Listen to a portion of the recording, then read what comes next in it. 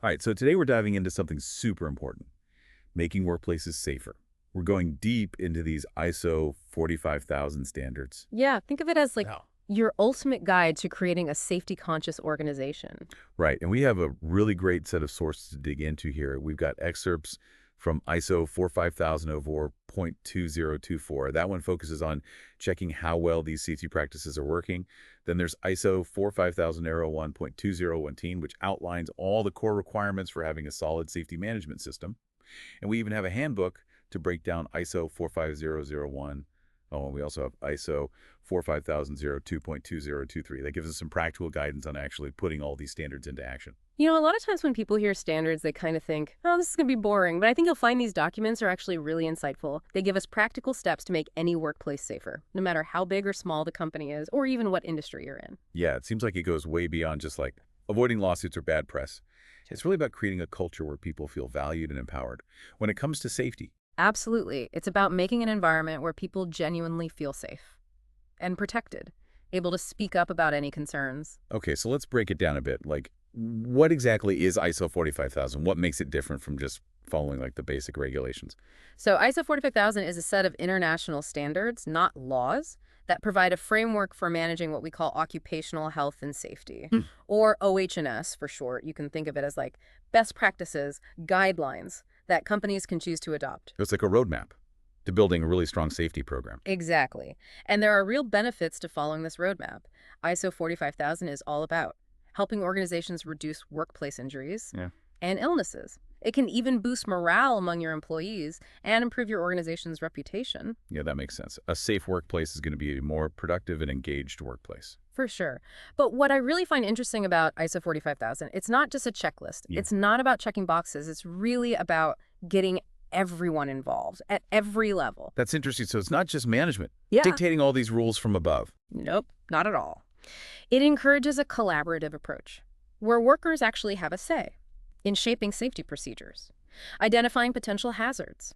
Imagine a workplace where everyone feels comfortable speaking up about a safety concern, knowing that their input is valued, that it will be taken seriously. I like that. It sounds like a recipe for a much more proactive and effective safety culture. It's about shared responsibility, not just leaving it all up to management. You got it. That shared responsibility is really what makes ISO 45000 so powerful. It's not just rules, it's a whole philosophy of continuous improvement. It's about building a workplace where everyone feels a sense of ownership when it comes to safety. So you're shifting from like Uh-huh. a culture of blame to a culture of prevention. Instead of pointing fingers after an accident happens, you're trying to stop it from happening in the first place. Exactly. And to do that, ISO 45000 lays out some key principles that organizations need to really embrace. Okay, so let's get into those.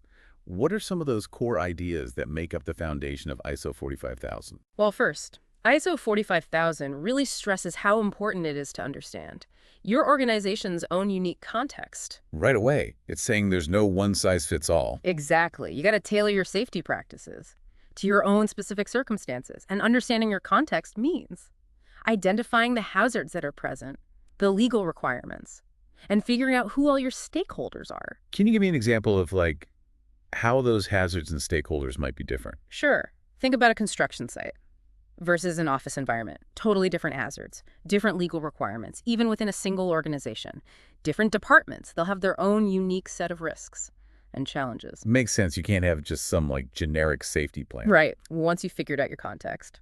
The next step is to develop a strong OHS policy. This isn't just a document, it's a commitment from leadership to make continuous improvements when it comes to safety. And I'm guessing worker participation would be key here too. Absolutely. Workers should have a say in shaping this policy, not just be told what it is. Their insights are so valuable because they're the ones doing the work. They understand the day-to-day realities and can help make a policy that really reflects what's happening in the workplace. That's a great point. The workers aren't just following the rules, they're helping to create them. So we've got understanding our context and a strong safety policy. What other principles does ISO 45000 emphasize? Two of the most crucial ones are risk assessment and hazard identification. ISO 45000 really wants organizations to be proactive, to spot problems before they lead to incidents. It's like that saying, an ounce of prevention is worth a pound of cure. Exactly. It's about figuring out the potential hazards before someone gets hurt And there are methods for doing this, like the hierarchy of controls, which is basically evaluating different strategies to reduce risks. Can you give me an example? Of course, imagine a piece of equipment with a safety guard that's easy to bypass. The most effective approach would be to, redesign that guard so it can't be removed. That eliminates the hazard entirely.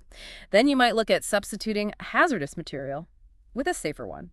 And providing personal protective equipment, like gloves, would be a last resort, used in conjunction with other more robust controls. So you're not just putting on a Band-Aid. You're really trying to address the root of the problem. Exactly. And that brings us to another essential principle: communication. ISO 45000 says, clear communication is so important to make sure everyone understands what they need to do when it comes to safety. So it's not just about having safety procedures in place. Everyone needs to know what they are, why they're important, and how to actually follow them. And it has to be a two-way street. Workers have to feel comfortable reporting hazards, near misses, any safety concerns, without being afraid of getting in trouble. Right, so it goes back to that culture of trust, Yep. shared responsibility. Exactly. And finally, ISO 45000 is all about monitoring, reviewing, and always trying to improve. It's not a one-time thing. You have to constantly evaluate and strive to do better. It's a dynamic system, always evolving, always adapting, recognizing that there's always room for improvement. That's the heart of it. Safety is a journey, not a destination. By following these principles, any organization can make their work environment safer and healthier for everyone. And this whole idea of continuous improvement, it leads us to one of the most interesting parts of ISO 45000, how you actually evaluate performance. Yeah, when most people think about evaluating safety performance, they probably think about just Oh. counting up accidents and injuries.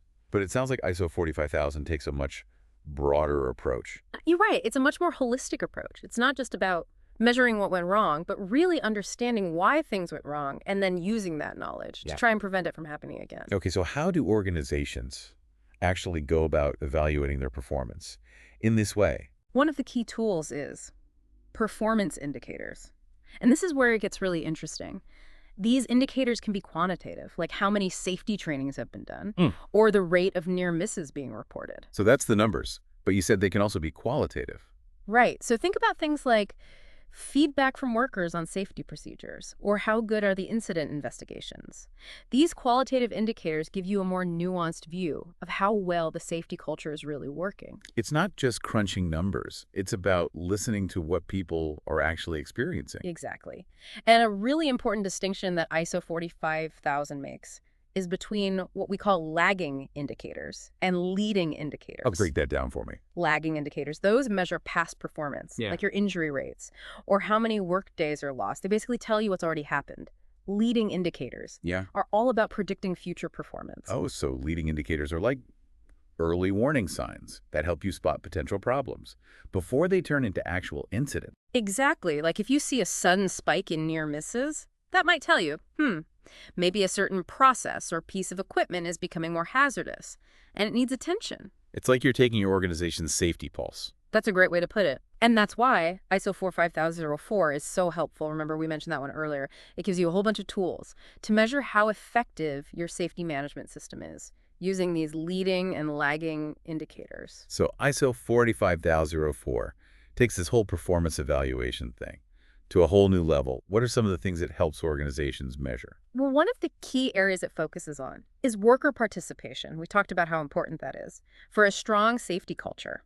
So ISO 45004 helps organizations measure things like how easy is it for workers to report hazards? How well is their feedback used? To make changes to safety procedures? What's the overall level of trust and communication around safety issues? I really like that, saying that worker participation isn't just a nice thing to have. It's crucial for an effective safety management system. Absolutely. ISO 45004 also helps organizations evaluate how good are their incident investigations. Right. It's not enough to just count the incidents. Right. You need to understand why they happened. And are your investigations actually leading to changes? Exactly. ISO 45004 even helps you assess the overall maturity of your OHS management system. Maturity. What does that mean? It's about looking at how well those safety practices are integrated into the organization's culture, their daily operations. Are safety roles and responsibilities clearly defined? Is there a system to review and update procedures? Are workers empowered to stop work if they think it's unsafe? So it's a really thorough evaluation. It is. It helps you see what you're doing well and where you can improve. What's so important about ISO 45004 is that it gives you a framework to move beyond just reacting to incidents. It helps you be proactive, to actually build a safer and healthier workplace. You know, this brings up something really important. Unintended consequences. We talked about measuring things like incident rates. But it seems like relying too much on just those numbers can backfire. Oh yeah, definitely. If workers are afraid to report incidents because they're afraid of getting punished or blamed, they're not going to be honest. And then you end up with underreporting, which gives you a false picture of what's really going on. Like, you get what you measure. Yeah. If all you care about is reducing the number of incidents reported, you might accidentally create a culture where people are more worried about covering themselves than actually making sure everyone is safe. Exactly. Focusing too much on just reducing the number of incidents can actually make things less safe in the long run. And that's why it's so important to make a culture where safety is everyone's responsibility, where people feel like they can speak up and report near misses without fear of getting in trouble. You got it. That's how you build a truly effective safety culture. Okay, so we've talked about all these principles of ISO 45000 and the importance of really evaluating your performance, but I'd love to hear about how this actually works in the real world. Do our sources have any examples of? Organizations that have actually implemented these standards. We do. We have some really interesting case studies that show how companies, big and small, have used these principles to make their workplaces safer. Perfect. Let's dive into those. One case study that stood out to me involved this small factory. They decided to implement ISO 45001 over a 2-year period. So instead of trying to change everything at once, they did it gradually, slowly adding in new safety procedures and training programs.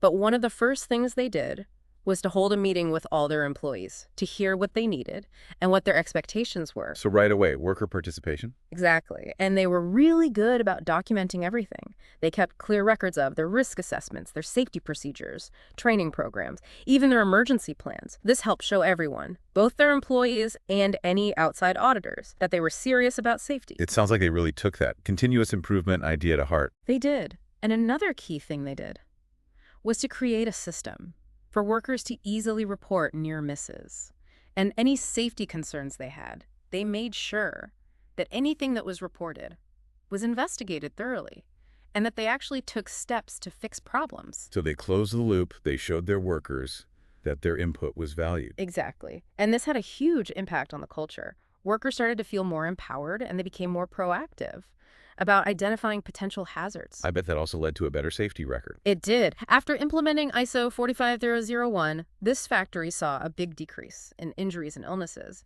and they saw their workers become more engaged and happy because they felt safer and more valued. It shows that investing in safety isn't just the right thing to do. It makes good business sense, too. For sure. When people feel safe and respected, they're going to be more productive. And that's one of the best things about ISO 45000. It's a win-win. It's not just about checking boxes, it's about making safety a core value. That's a great example of how ISO 45001 can work for a smaller company. What about bigger companies, more complex organizations? It works for them too. We have a case study about a manufacturing company that really focused on empowering workers to report near misses. They realized that near misses are actually really valuable learning opportunities, like a little red flag saying, hey, something might not be quite right here. Right. If you can spot those patterns, you can prevent them from becoming real accidents. Exactly. So this company made a really easy system for workers to report these near misses. They even created a mobile app so workers could report things right from their phone. And they made it super clear that no one would get in trouble for reporting a near miss. They actually wanted workers to see it as a good thing. That's so important. You have to create an environment where people feel comfortable speaking up. Exactly. And to make sure these reports actually led to changes, they had a dedicated team to investigate each report and look for trends. They used this data to improve safety procedures, provide extra training, even redesign equipment. They made sure that reporting actually made things better. They took action. Yeah, they didn't just file those reports away, and it worked. They saw a big drop in near misses and accidents and injuries. They created this cycle where workers felt empowered and safety was everyone's top priority. That's awesome. It shows how these ISO 45000 principles Mhm. can work even in a huge company. Absolutely. And we have one more case study. I think you'll find this one interesting. This one's about a regional public service. They decided to get worker representatives involved in their ISO 45001 audits. That's interesting. Usually audits are done by management or by some outside auditor. Involving worker representatives really sends a message about collaboration. For sure. And they didn't just give them a small role, they went all in. They trained the worker representatives on ISO 45011, and they gave them an important job in doing these audits alongside management. They made sure the audits reflected what the workers were actually experiencing. Exactly. And it had a positive impact. The audits became more thorough, more insightful, but most importantly, they were more focused on finding solutions. That actually improved safety for everyone. I love it. It shows that getting workers involved doesn't just improve safety, it builds trust. You got it. Yeah. Safety isn't just a top-down thing. It works best when everyone is involved and feels responsible. These case studies are really inspiring. It sounds like ISO 45000 can actually make a real difference, no matter what size your organization is. Yeah, definitely. And you know what? You can apply these principles to any workplace, even if you're not officially implementing ISO 45001. So what does all this mean for our listeners? What can they take away from all this? I think the most important thing is safety is a journey, not a destination. It's about constantly improving. And ISO 45000 gives you a framework for that journey. It does. It gives you the tools and guidance to identify hazards, assess your risks, implement controls, and get everyone involved. It's about changing the culture from one of blame to one that's about learning and collaboration. Exactly. And that's something we can all benefit from. So we encourage all of you listening to think about one small change you can make in your own workplace. Based on what we've talked about today, maybe it's speaking up about a potential hazard, suggesting a new procedure, or even just thanking a coworker for following the safety rules. Every little bit counts. Remember, building a safer workplace is a team effort. It's not just up to management, it's up to all of us. And every step we take can make a difference. Thanks for joining us for this deep dive into building safer workplaces. We'll see you next time.